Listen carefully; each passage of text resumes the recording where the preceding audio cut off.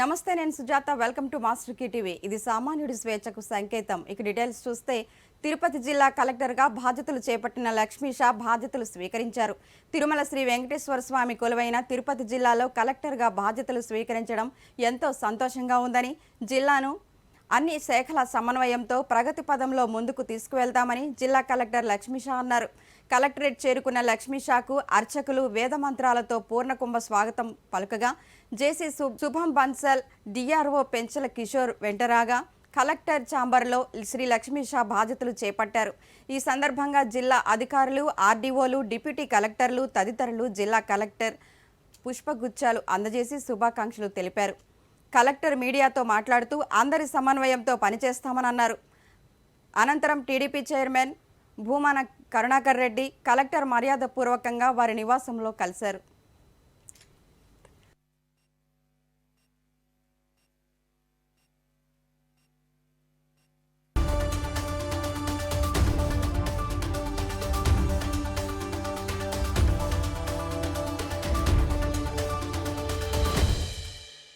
అందరికీ నమస్కారం.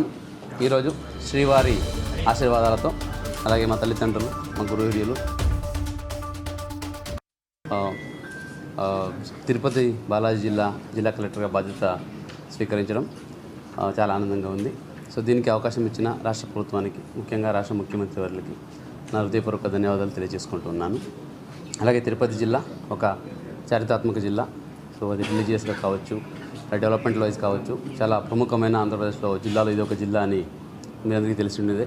సో ఈ జిల్లా కలెక్టర్గా బాధ్యత స్వీకరించిన తీసుకొని ఈ జిల్లా ప్రగతికి ప్రభుత్వ ఆదేశాలను, ప్రభుత్వ ప్రణాళికను సమర్థవంతంగా అమలు చేసుకుంటూ జిల్లా యంత్రాంగాన్ని సమర్థవంతంగా సమన్వయం చేసుకుంటూ జిల్లా అభివృద్ధికి తోడ్పడతానని ఈ సందర్భంగా తెలియజేస్తూ ఉన్నాను. అందరికీ నమస్కారం. ఈరోజు శ్రీవారి ఆశీర్వాదాలతో, అలాగే మా తల్లిదండ్రులు, మా గురుహిర్యులు, పెద్దల ఆశీర్వాదాలతో తిరుపతి బాలాజీ జిల్లా కలెక్టర్గా బాధ్యత స్వీకరించడం చాలా ఆనందంగా ఉంది. సో దీనికి అవకాశం ఇచ్చిన రాష్ట్ర ప్రభుత్వానికి, ముఖ్యంగా రాష్ట్ర ముఖ్యమంత్రి వారికి నా హృదయపూర్వక ధన్యవాదాలు తెలియజేసుకుంటున్నాను. అలాగే తిరుపతి జిల్లా ఒక చారిత్రాత్మక జిల్లా. సో అది రిలీజియస్గా కావచ్చు, డెవలప్మెంట్ వైజ్ కావచ్చు, చాలా ప్రముఖమైన ఆంధ్రప్రదేశ్లో జిల్లాలో ఇది ఒక జిల్లా అని మీ అందరికీ తెలిసి ఉండేదే. సో ఈ జిల్లా కలెక్టర్గా బాధ్యత స్వీకరించిన తీసుకొని ఈ జిల్లా ప్రగతికి ప్రభుత్వ ఆదేశాలను, ప్రభుత్వ ప్రణాళికను సమర్థవంతంగా అమలు చేసుకుంటూ జిల్లా యంత్రాంగాన్ని సమర్థవంతంగా సమన్వయం చేసుకుంటూ. విజయనగరం జిల్లా గణపతి నగరంలో స్థానిక ఎమ్మెల్యే బొత్స అప్పల్ నరసయ్య సారథ్యంలో వైఎస్ఆర్ ఆసరా 4వ విడత నిధులు విడుదల కార్యక్రమం జరిగింది. ఈ కార్యక్రమానికి ఎమ్మెల్సీ ఇందుకూరు రఘురాము ముఖ్య అతిథిగా హాజరయ్యారు. గణపతి నగర్ మండలానికి చెందిన డ్వాక్రా మహిళలు అధిక సంఖ్యలో పాల్గొన్నారు. స్థానిక ఎమ్మెల్యే బొత్స అప్పల్ నరసయ్య మాట్లాడుతూ మహిళలకు అండగా ఉన్న ప్రభుత్వం జగన్ ప్రభుత్వం అని అన్నారు.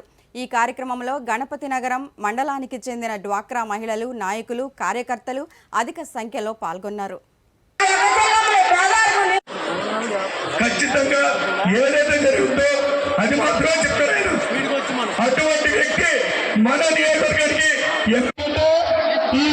మీరందరూ కూడా ఆయన కలిశారు. చాలా మంది మహిళలు, డ్వాక్రా అక్క చెల్లెమ్మలు ఆ రోజు ఏం చెప్పారు జగన్మోహన్ రెడ్డి గారికి ఆ పాదయాత్రలో? అయ్యా, ఆ రోజు తెలుగుదేశం ప్రభుత్వం డ్వాక్రా రుణమాఫీ అని చెప్పి, చంద్రబాబు రుణమాఫీ చేస్తారని చెప్పేసి మేమెవరు కూడా బ్యాంకులో డబ్బులు కట్టకపోతే దానికి వడ్డీలు, చక్రవడ్డీలు అయిపోయి మా గ్రూపులన్నీ కూడా మరి ఇబ్బంది పడే పరిస్థితులు ఉన్నాయి అని అందరూ కూడా ఆ రోజు జగన్మోహన్ రెడ్డి చెప్తే మీ అందరి తాలూకు ఆలోచన మేరకు ఈ పథకాన్ని, ఆసరా పథకాన్ని తీసుకొచ్చి ఈ రాష్ట్రంలో సుమారు 7,98,000 గ్రూపులు ఉంటే ఆ రోజు మీ తాలూకా రుణమాఫీ ఎంతో తెలుసా? ఆ రోజు మీరు కట్టాల్సిన డబ్బు బ్యాంకులకి 25,500 కోట్ల 500 రూపాయలు 25,000 కోట్ల రూపాయలు అంటే చిన్న విషయమా? ఆ రోజు ఎందుకు అంత బాధ్యత ఉండిపోయింది? చంద్రబాబు నాయుడు చెప్పిన మాట నమ్మే కదా నేను బ్యాంకులు కట్టకుండా కొన్ని చేశారు. లేకపోతే మీ మళ్ళీ మీరు శుభ్రంగా ఆ డ్వాక్రా గ్రూప్ రన్ చేసుకుని శుభ్రంగా ఉంటే మీ గ్రూపులందరూ కూడా మరి బ్యాంకుల్లో మీకు రుణవ్యవహారాలు చేసిన నాయకుడు చంద్రబాబు నాయుడు అయితే ఈరోజు జగన్ గారు ముఖ్యమంత్రి అయిన తర్వాత ఏదైతే మాట ఇచ్చారో ఆయన ఒక్కసారి మీరు రుణమాఫీ చేస్తాను, మీకు ఈ మాయమాటలు చెప్పలే. నాకు అవకాశం లేదు 20,000 కోట్లు ఒక్కసారి రుణమాఫీ చేసే అవకాశం నాకు లేదు. నాకు 4 విడతలు టైం ఇవ్వండి. 4 విడతల్లో ప్రతి సంవత్సరం కూడా 6,000 రూపాయలు చెప్పున 6,000 కోట్ల రూపాయలు చెప్పున రుణమాఫీ చేస్తాను. నన్ను నమ్మండి అంటే నమ్మి ఆయన ఓటేసి అధికారంలో తీసుకొస్తే ఈరోజు ఛత్తీస్గఢ్లోని దంతెవాడ ప్రాంతంలో మావోయిస్టులు ఏర్పాటు చేసుకున్న భారీ సొరంగాలను పోలీసులు గుర్తించారు. ఒక మనిషి నడిచే వెళ్లేంత వెడల్పుతో అక్కడక్కడ గాలి వెలుతురు వచ్చేలా వీటిని నిర్మించారు. ఇందుకు సంబంధించిన వీడియోలను భద్రతా బలగాలు విడుదల చేశాయి. ఈ సొరంగాల నుంచి వచ్చిన మావోయిస్టులు బలగాలపై ఎదురు కాల్పులు జరిపి ఉంటారని అధికారులు అనుమానం వ్యక్తం చేస్తున్నారు.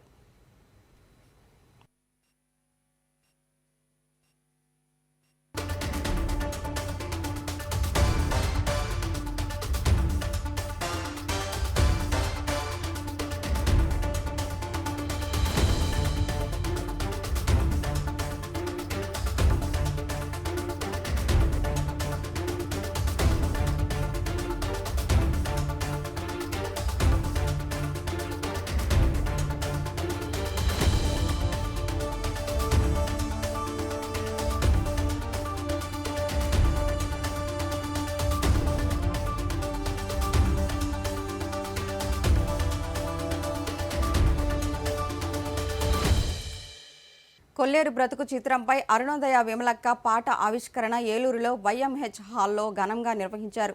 ఈ కార్యక్రమంలో ముఖ్య అతిథిగా పాండిచ్చేరి మాజీ మంత్రి మల్లేడు కృష్ణారావు పాల్గొని మాట్లాడారు. ప్రతి ఒక్కరూ కొల్లేరు పరిరక్షణ కోసం నడుం బిగించి కలిసికట్టుగా ముందుకు రావాలని పిలుపునిచ్చారు.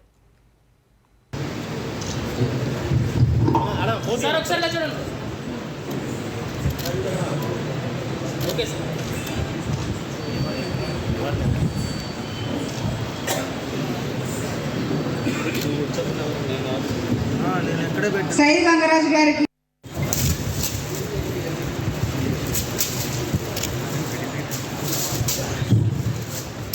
గతంలో చూసాం.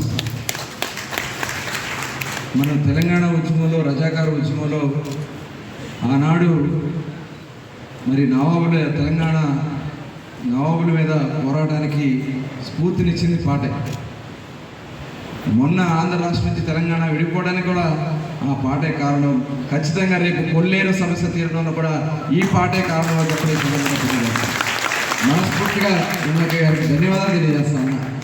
తెలంగాణలో పుట్టిన అనేక సమస్యల మీద వారు అనేక పాటలు రాశారు. అనేక పాటలు ఒక చైతన్యాన్ని స్ఫూర్తిని నింపినాయి.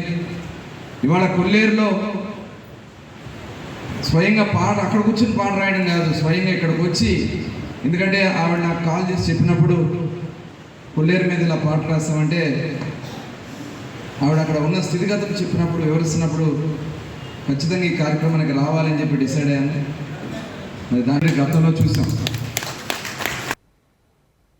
పోరుమామిళ్ల మండలంలో వైఎస్ఆర్ ఆసరా 4వ విడత సంబరాలు ఆకాశాన్ని తాకాయి. ఈ కార్యక్రమంలో MLC DC Govinda Reddy, MLA Sudha, ప్రభుత్వ సలహాదారు Nagarjuna Reddy, market yard chairman Ramana Reddy, APCOS director Kalyan Chakravarthi, YSRCP నాయకులు, కార్యకర్తలు, పొదుపు సంఘాలు, మహిళలు పెద్ద సంఖ్యలో పాల్గొన్నారు. ఆమె ఒక డాక్టర్గా మరి ఆ రంగాల గురించి పూర్తిగా వివరించడం జరిగింది. ఈ మధ్య నేషనల్ మీడియాలో తిరుపతిలో గౌరవ ముఖ్యమంత్రి గారు మాట్లాడుతూ చాలామంది పిల్లవాళ్ళకు ఓట్లు ఉండవు కాబట్టి పిల్లల మీద ఏ రాజకీయ పార్టీలకు కూడా పెద్ద ఇష్టం, వాళ్ళ మీద అంత ఆసక్తి చూపరు. కానీ నేను మాత్రం ఈనాడు ఉన్నటువంటి విద్యార్థులే రేపటి పౌరులు కాబట్టి వాళ్ళకి ఎలాంటి విద్య ఇవ్వాలనేటువంటి ముఖ్య ఉద్దేశం అనేటువంటి గౌరవ ముఖ్యమంత్రి గారు విద్య మీద ఆయనకున్నటువంటి మరి ఏ విధంగా ఈ సమాజాన్ని అభివృద్ధి చేయాలనేటువంటి విషయంలో మనందరికీ కూడా ఒక ఏకాభిప్రాయం ఉంది. మరి ఈ జగన్ ఈరోజు మనం రాష్ట్రం మొత్తంలో చూస్తే అన్ని గ్రూప్స్ దాదాపు 98 వైసీపీ ప్రభుత్వం ఉద్యోగస్తులు తీవ్ర అన్యాయం చేస్తుందని, ప్రభుత్వ ఉద్యోగస్తులకు చెల్లించవలసిన పీఆర్సీలను వెంటనే చెల్లించాలని ఏపీయూటీఎఫ్ డిమాండ్ చేసింది. కడప జిల్లా కలెక్టరేట్ ఎదుట ఏపీయూటీ ఆధ్వర్యంలో 4 రోజుల పాటు రిలే నిరాహార దీక్షలను చేపడుతున్నట్లు యూటీఎఫ్ రాష్ట్ర కార్యదర్శి లక్ష్మీరాజా తెలిపారు. ఈ సందర్భంగా ఆయన మాట్లాడుతూ రాష్ట్ర ప్రభుత్వం ఉద్యోగస్తులకు పీఎఫ్, ఏపీజీ, ఎల్ఐసి, డిఏ ప్రభుత్వ ఉద్యోగస్తులను చెల్లించవలసిన పీఆర్సీలను వెంటనే చెల్లించాలని డిమాండ్ చేశారు.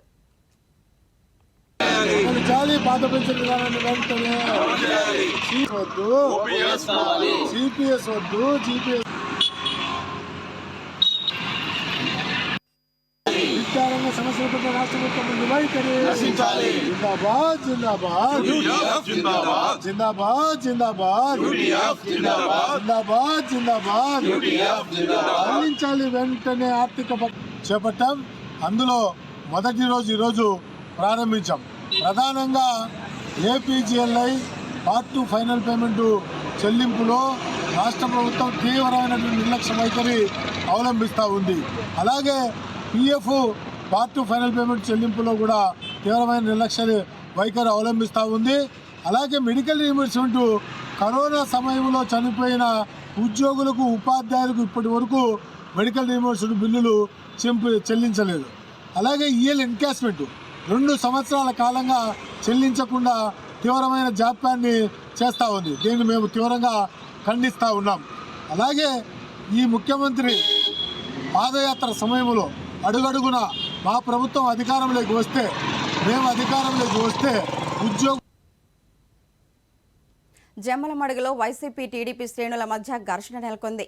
కడప జిల్లా మడుగు పోలీస్ స్టేషన్ పరిధిలో ముద్దునూరు గ్రామానికి చెందిన వైసీపీ నాయకుడు టీడీపీలో చేరడంతో జమ్మలమడుగు ఎమ్మెల్యే సుధీర్ రెడ్డి ఘర్షణకు దిగారని టీడీపీ అభ్యర్థి భూమేష్ రెడ్డి ఆరోపించారు. వైసీపీ నుంచి కొంతమంది టీడీపీలో చేరుతున్నారన్న సమాచారంతోనే ఈ ఉద్రిక్తత పరిస్థితులు నెలకొన్నాయని తెలుస్తోంది.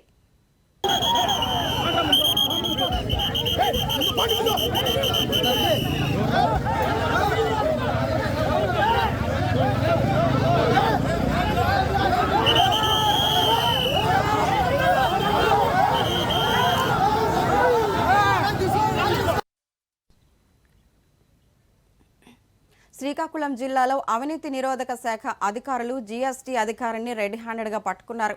ఏసీబీ డీఎస్పీ రమణమూర్తి తెలిపిన వివరాలు ప్రకారం ప్రభుత్వం నుంచి ఇన్పుట్ ట్యాక్స్ కోసం జీఎస్టీఓ ఎన్ కిషోర్ కుమార్ను జీడిపప్పు వ్యాపారి సంప్రదించాడు. దీనికోసం కిషోర్ కుమార్ 1.5 లక్షల లంచం డిమాండ్ చేయడంతో సదరు వ్యాపారి ఏసీబీని ఆశ్రయించాడు. ఏసీబీ డీఎస్పీ రమణమూర్తిని తన బృందంతో కలిసి ఆ ప్రాంతంలో లంచం తీసుకుంటుండగా రెడ్ హ్యాండెడ్గా పట్టుకున్నారు.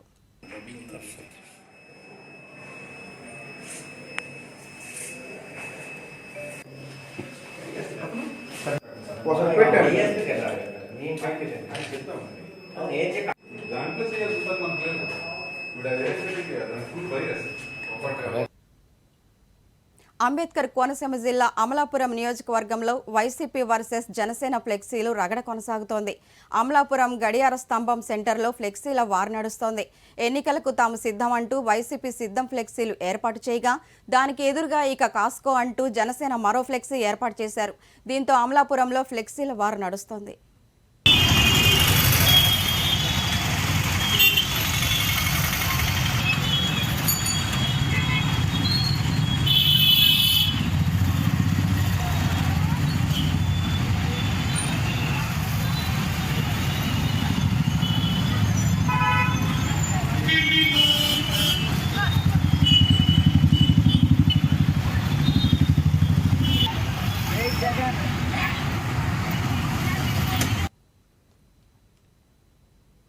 మోడీ హయాంలో భారత రాజ్యాంగాన్ని కాలరాస్తూ మైనారిటీ ప్రజలను బానిసలుగా మార్చారని దళిత బహుజన పార్టీ జాతీయ అధ్యక్షులు, సుప్రీంకోర్టు అడ్వకేటు వడ్లమూరి కృష్ణస్వరూప్ అన్నారు.